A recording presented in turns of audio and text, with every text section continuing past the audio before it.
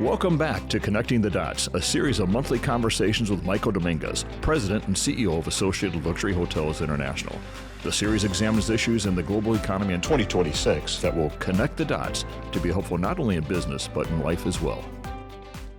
Hi, thank you for joining us for this edition of Connecting the Dots. I wanted to talk about something that we've been talking about a lot at our meetings, and it is both preparing the hotels and the meeting professional for an onslaught of something that's coming, and this has to do with dietary changes around weight loss drugs.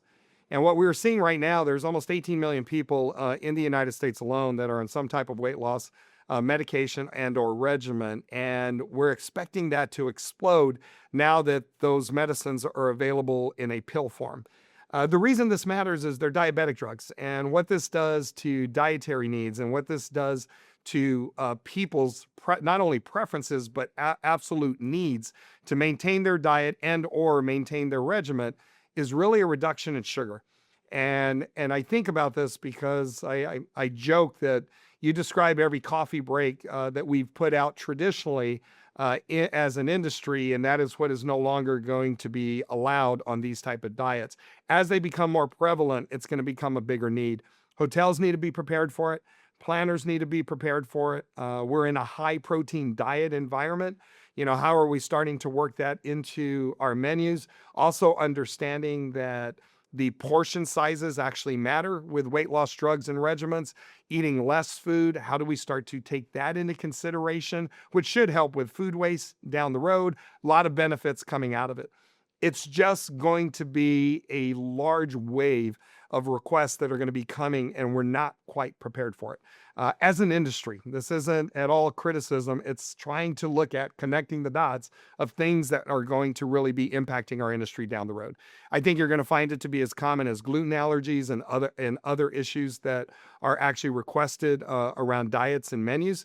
And it's incumbent upon us as an industry to really put this into play. I've talked in the past about the push around non-alcoholic beverages and mocktails and the explosion around that, around health and wellness. Well, the one thing to think about, many of those mocktails are sugar laden.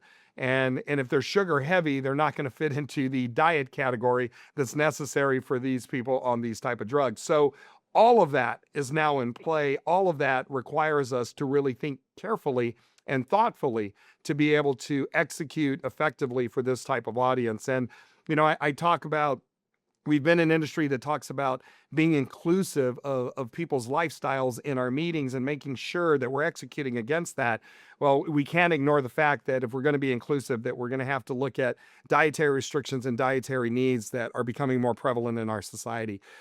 It's an exciting time. I don't see this as a major negative. I see it as an opportunity for us to reinvent and for us to really at least be very thoughtful at having larger selections when it comes to specifically coffee breaks and our menu design around banquet events and what we're doing into the future.